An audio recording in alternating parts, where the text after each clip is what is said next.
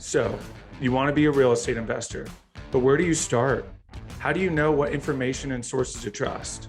That's where I come in. I'm Jonny Cattani, and this is the Investor Relations Real Estate Podcast.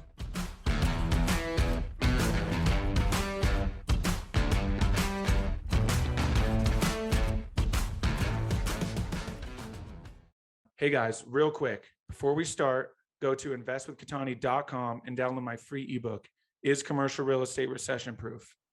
Now to today's show. What's up, guys, and welcome to another episode of the Investor Relations Real Estate Podcast. I'm your host, Jonny Cattani, and I'm joined today by Harry Nima Zegarra. Harry is a pulmonary and critical care medicine physician, real estate investor, entrepreneur, co-founder, and manager of Nima Equity, a commercial real estate syndication company where he helps physicians to earn passive income, lower taxes, and achieve financial freedom. Harry has experience in rental properties and currently owns and manages 9 properties across the DFW metropolitan area.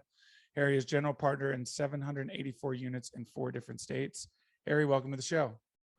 Hey, Jonny, how are you? Thank you so much for having me here. Very excited about today.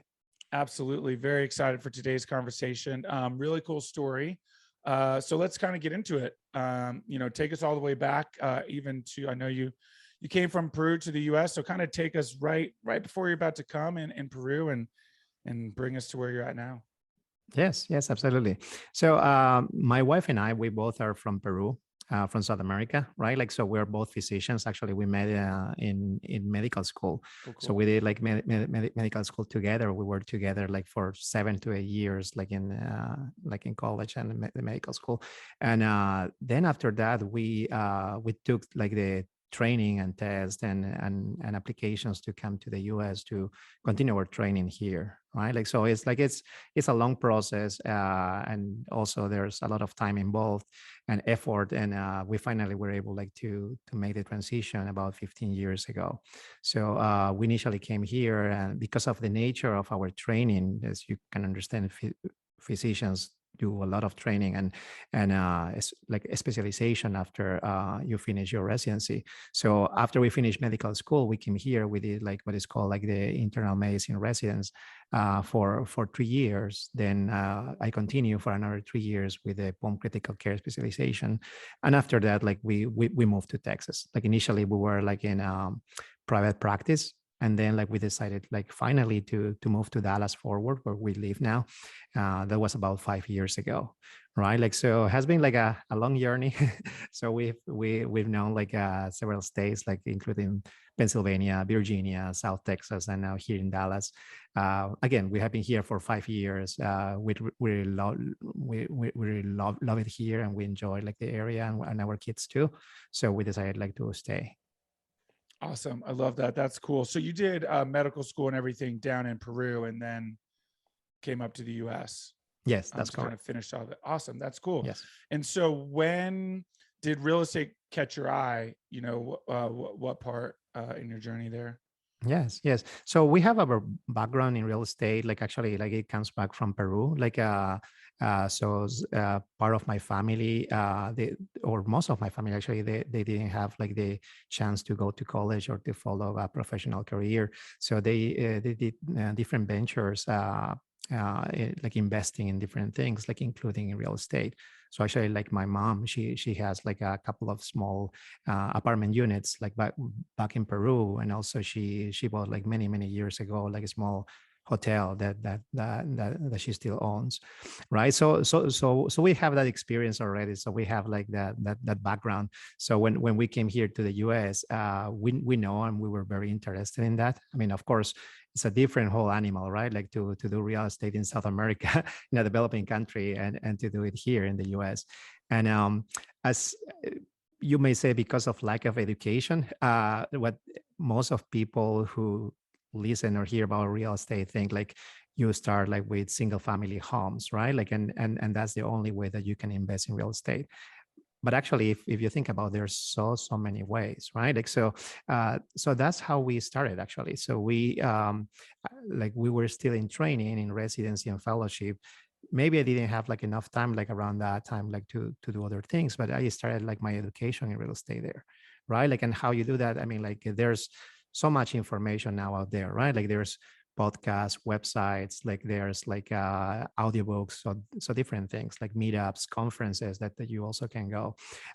So that's how we started. Like, unfortunately, as we were moving every 2-3 years, it was also very difficult for us to set up like our mind, like, and say, hey, we're going to start here now, like in this area, right? Like, and it was not until we moved to Dallas Forward, right? Like, so we arrived here, and after couple of months we decided like we really wanted to stay here, so we bought our property, like our house, so where we're living in this moment. And just a couple of months after that, we bought our first investment property here.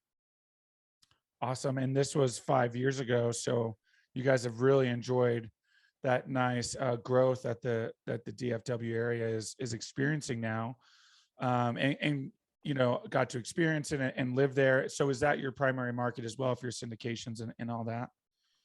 Yes. So for the single family houses, it is. And like, and as you mentioned in the intro, I mean, like, we already have 9 properties in this area. Like, the last property we acquired was about like 2 years ago, like almost around like the time where we decided to switch our strategy to commercial real estate, and specifically apartment complex syndications. For apartment complexes, the good thing about that is that you can leverage other people's time and money and expertise, right? Like, so we partner up with other syndicators who already have the expertise of doing this for many, many years and are doing this full time, right? Like, so we are not necessarily focused in Dallas Fort Worth, although we really love like the Dallas Fort Worth area and Texas in general, right? Like, so we mainly invest in the Midwest and Southeast of the US. Very cool. Great markets. Different markets for sure. You know, the Midwest kind of gives you that steadiness, whereas DFW is kind of in like a hockey stick lately, it feels like.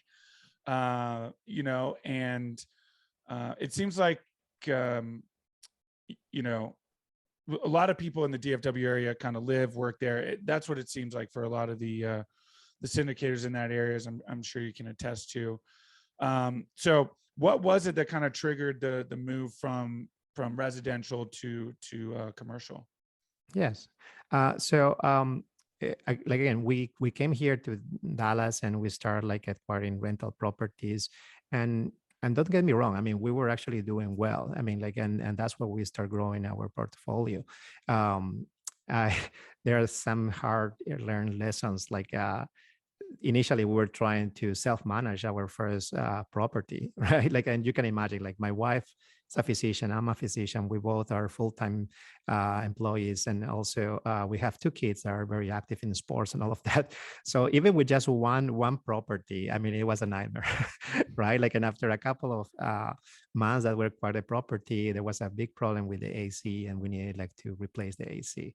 So I mean, all our cash flow went away for the first couple of months, and we were kind of like regretting that decision initially, right? Like, so, but then after that, like, we decided like to actually to hire a property manager, and that changed our game, and that opened many doors for us, like, right? Like, and that's something that, I mean, I was telling you at the beginning, like, to leverage other people's time and expertise, right? Like, so we approached like a property manager, and we were able to get introduced to off-market properties, and that's how we started like growing in this market, and also, of course, with the help of the property manager, right? Like, so, but like, still, like 3-4 years ago, like if you can remember, like still, like, the real estate market was hot, right? Like, and everyone has been saying, like, for almost 5 years already, we're like in the like in the highest of the market, we're in the highest of the, and we continue going up.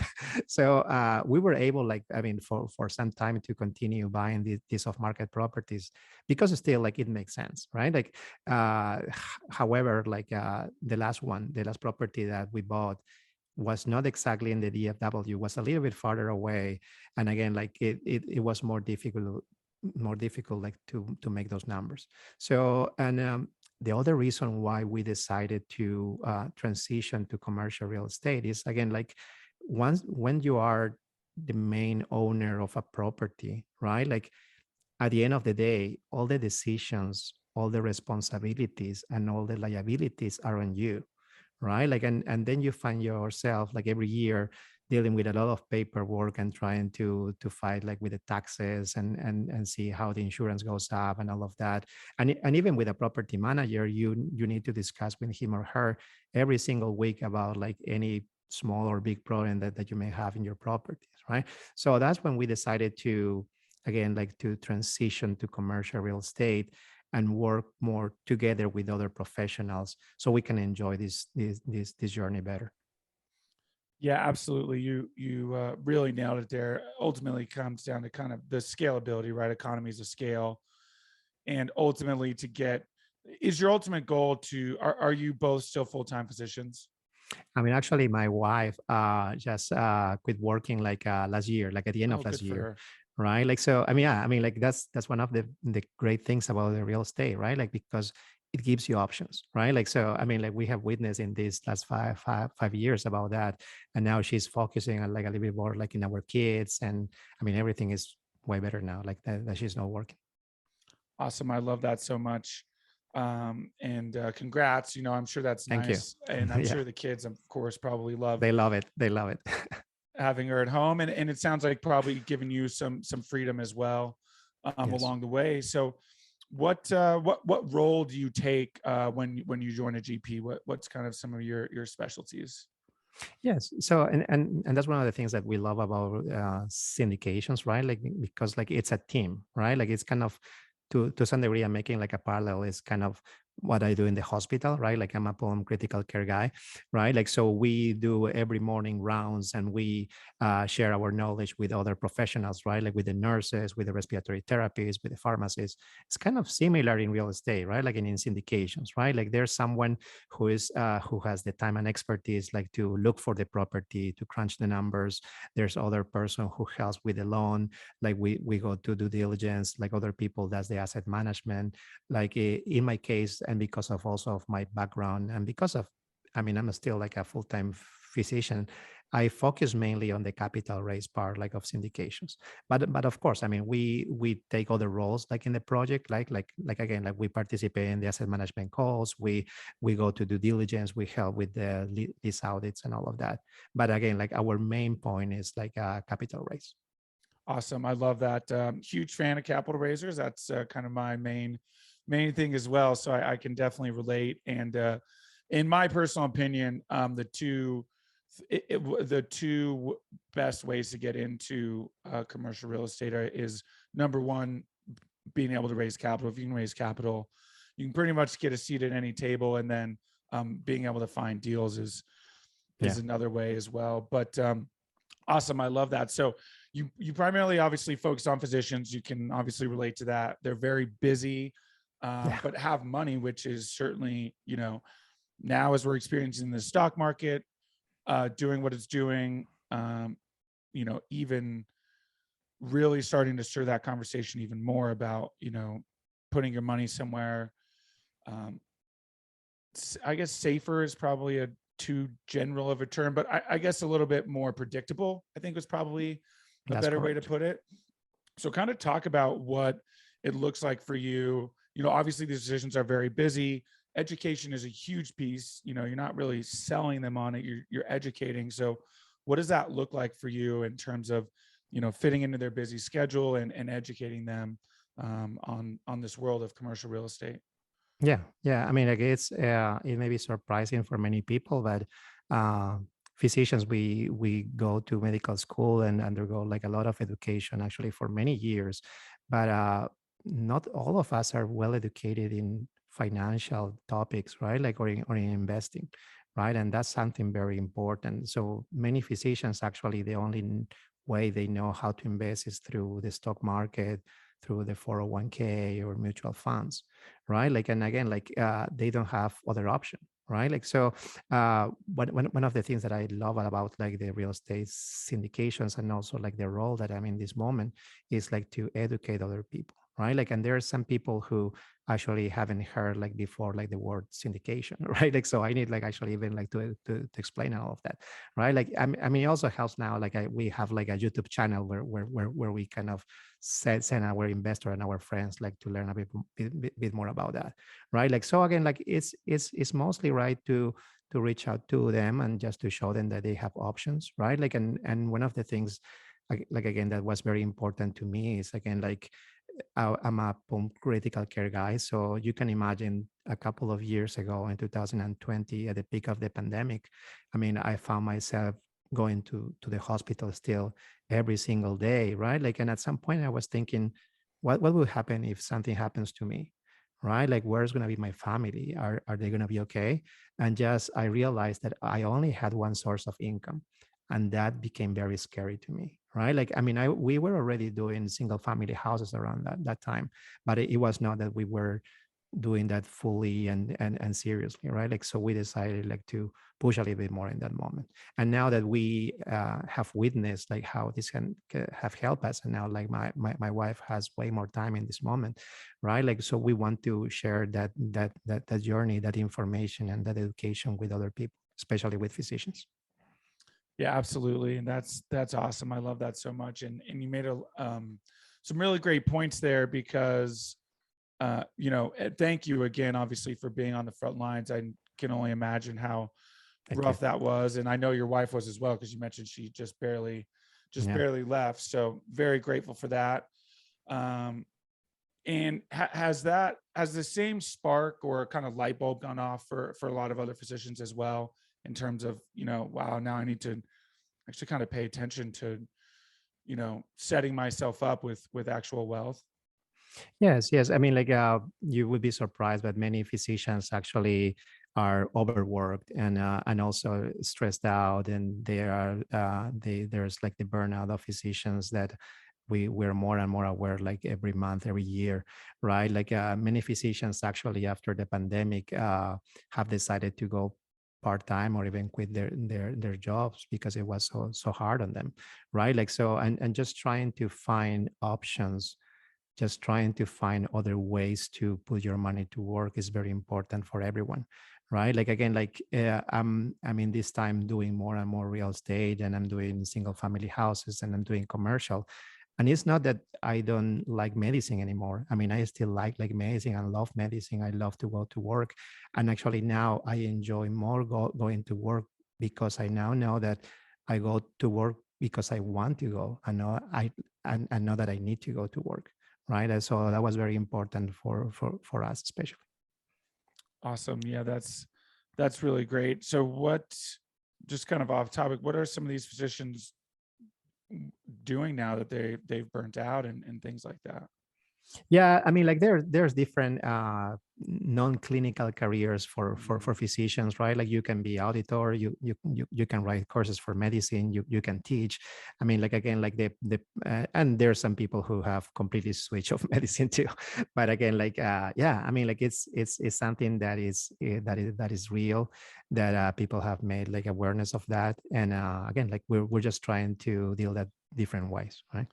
Absolutely. Yeah, that's awesome. Of course, yeah, there's many different avenues. So what are some of the tools then that you use to reach these physicians? Obviously they're very busy, so what are kind of some of the tools that you use that you found have been successful for raising capital? Yeah. So initially, again, like our company, Nima Equity, has been around for about like a year and a half. So we're like a newer company, actually, right?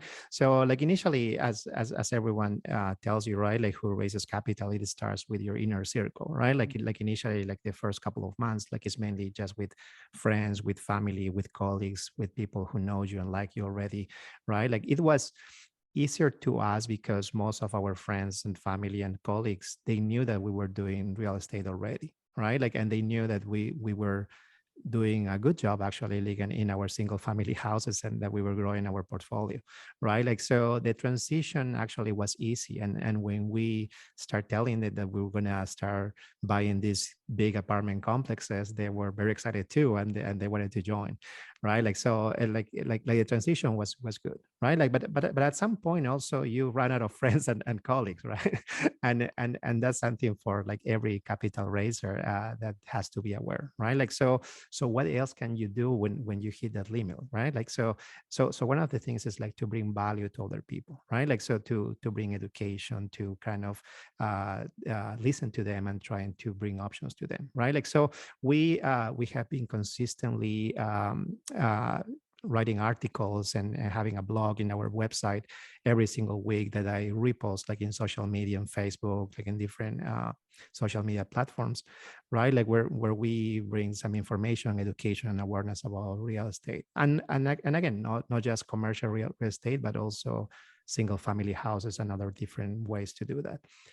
Not only passive but also active, right? Like because I have some colleagues that they may be passionate about real estate too, and they may want to do that like on their own, right? Like, and this year again, like we had a good success last year, so we decided like to bet more, like again, like in education and social media. So we started our YouTube channel like at the beginning of the year, and it has been growing and growing like and very nicely, right? Like so we're very happy about that. Like, and again, like we aim to continue doing that next year. Awesome. I love it. Have you, found any unsuspecting partners, people who are like, "Ooh, I want to get into the active side from this"?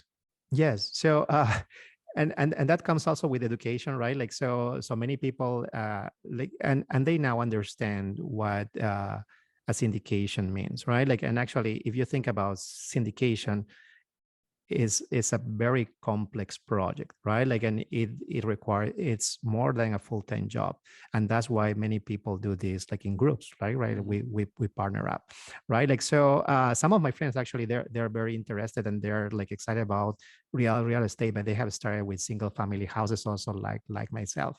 So right, like so I mean, like I'm more than happy with that, and I try to guide them, right? Like and see for themselves how real estate helps your life, right? So and if at some point they want to make the transition to commercial real estate, I'm also there to help them. Awesome. I love that. That's great. And really, again, the education piece, so important, right? We don't know what we don't know. Yeah. And you can't really convince someone to educate. You can give them all the returns in the world, and you can't convince them to invest unless they understand what they're investing in, right? Especially people as intelligent as physicians. So now that you've kind of set up some of these channels and you're using these tools and you're kind of a little bit, beyond the scope of your inner circle and friends and family, what advice would you give a brand new capital raiser who's coming into this and is, having to tap into their inner circle? Any advice to them looking back? Yes. So so one of the things is that to get educated, right? Like to know your business, right? Like because like and to be honest with your investors, right? Like so you're gonna talk with many people, and many times they're gonna be asking you questions that you don't know the answer, right? Like so don't invent. I mean, don't try to push things. I mean, and just to be honest with them, right? Like, and they're gonna thank you for that, right? Like so is if there's any question that you cannot answer, you just be honest and say like, hey, I mean, I'll get back to you on this, right? Like, and again, like you just think about this, like, and there's this mindset, and at some point that happens to people who raise capital, right? Like at the beginning, everyone is so stressed out or anxious about like, hey, I'm asking for money. Actually, I'm asking for a lot of money, actually, right? Even for physicians or for high earning professionals, right? But think about this. I mean, you're also giving these people options to invest their money. You're all like also helping them to build wealth and to build a future. So that's very important. Absolutely. That's a really great perspective. I appreciate that. So kind of along that, how what's a good way to avoid sounding like we're trying to sell versus educate? Because certainly, I'm very passionate. I educate myself constantly. You're very passionate, educate. Like we see it, right? It's easy for us to see how much this means, but for some investors, it can feel like we are trying to sell them something. Meanwhile, we're like, hey, you're literally going to get 8% return on money. Like I'm selling you more money is what I'm selling, Yeah. but how can we kind of, keep that perspective so that it's an education and not so much like, hey, look, I'm going to make you money. Yes, yes. So one of the things is that I hardly talk about the numbers at the beginning, right? Like the numbers is something that I talk at the end, right? Like when we have agreed that yeah, this is a good investment and they want to proceed, right? Like then we talk about like the numbers and the great returns and all of that, right? So one of the things like again like I start is like again to have a diversified portfolio, right? Like I not just like like in the stocks or in the stock market, right? Like and try to find other alternative assets, right? And the second thing that I always do is like again like I tell my investors, you can do this actively or passively, right? Like and you can do this with me and my company, or you can do this with any other company, right? Like I want them to have options, right? Like and again like I mean like and this is something that I always tell them, right? Like so at least in my personal case, so I tell them like I'm planning to bring 3 to 4 projects a year, and I'm planning to invest also passively in those projects with them. So I always ask them to get other options there, like with other syndicators, because it may be like our timing is not the best, right? Like there may be a time where they have some capital to invest and I don't have a project, or vice versa, right? Like so it's about that, right? Like it's about like to have choices and to be observing of someone else. Awesome. I love that so much. Really great insight, especially on the piece of, if they have capital ready and you are not, you don't have a deal, if you've educated them, or at least showed them, I mean, go one of two ways. Either they'll wait, and if not, then at least Yeah, you've educated them to go find someone else who can, is also another great sponsor, and they're not just kind of left in the dark, which is again, why that, the if you give a man a fish, he'll eat for a day, but if you teach an official, eat for life, right? So if we absolutely. teach people how to do this correctly, if they don't invest with us, fine, but at least they know how to go out and invest correctly, and they Yes, know what they're investing in. absolutely. Awesome. I love that so much. Cool. Well, we're kind of winding down here, but I do have 5 questions that I ask all of my guests. It's the final 5. Okay. What's the best advice you've gotten from a mentor? Yes, yes. Uh, so a couple of things. So one was um, get out there, right? Like get out there and do networking, right? Like because like in either you get a paid mentor or a non-paid mentor, right? Like and it doesn't end there when you get the mentor, right? Like I mean like if you think about that, I mean there's when the work starts, right? So I mean like you need to get out there and you need to do like the work actually, right? Like if you have there are some mentorships where you spend like a lot of money, right? Like and they actually work, but you need to do your part too. So to get out there, right? Like and also like the second part is be of service, right? Like we were just talking about that, right? Like I mean it's not about like the great not necessarily like about like the great returns or investment. I mean like it's again how I can help you do things, or how I can help you invest, or how I can help you to have options. Absolutely. I love that. What is it about your career that makes you feel like you're fulfilling your why? Yes. Is again like now I have these 2 fields where I'm involved, like in medicine and real estate. I love them because I feel like I'm doing something good for other people, right? Like and I can be of service of other people. In theory, as you know, like my wife and I, we both are physicians. We could be just investing passively, but I'm putting a lot of time and energy in this because we want to share this with other people, and I know that, and we know that this can be important for other people's lives. Awesome. I love that. That's great. And that's so powerful that you have both of those perspectives, right? Where you're like, hey, I could be a passive investor and continue. So I guess is your ultimate goal then to eventually uh, leave medicine, or at least this very active piece of medicine, and focus more on real estate? Yeah, no, like as I mentioned like before, I mean I love medicine. I mean I don't think I can leave medicine for good. I mean like I believe that I'm always going to be involved in some way in medicine, either in my frenetic life now like in the intensive care unit, or maybe just I mean at some point just opening my own practice and kind of slowing down and just doing things because I love and not like because I have to. Awesome. That's great. Favorite non-real estate or investment related book? Book. um I have a lot of real estate investment groups books, but there's one book that I had like the audiobook last year. It's called like The Gap and the Gain, by Dan Sullivan and Ben Hardy. That's a very powerful book about like being grateful with what you have, and from there, I mean, like you can achieve happiness almost immediately. Incredible book. It's definitely on my list. If you could have any superpower, what would it be? Superpower. Well, with my two almost full-time jobs, with my two kids and wife, I would like to have like the power of Doctor Strange, like the cloning yourself and being multiple sides at the same time. Probably be able like to do everything. Yeah, absolutely. You're spread a little thin. Yeah. Yeah.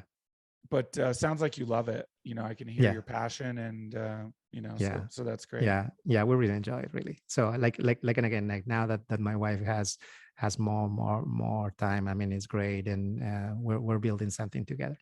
Good. I love that. That's awesome. Awesome. Last one. What's the best way for people to get a hold of you and learn more? Yeah, so we have our website.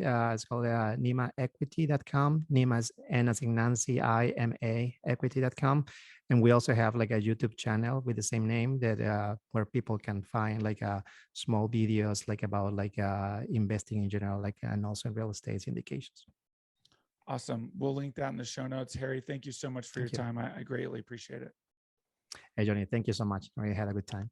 Absolutely. Hey guys, thank you so much for watching today's episode. I hope you really enjoyed it. Listen, I know it's cliche and you hear it all the time, but please don't forget to like and subscribe to the channel so you know when the next video is coming out. Even though this is technically a daily podcast, you know it's coming out the next day. We have a ton of content coming your way. So please like and subscribe. It helps a ton. Leave comments. Would love to know what you guys think. And we will see you on the next one. Thanks so much.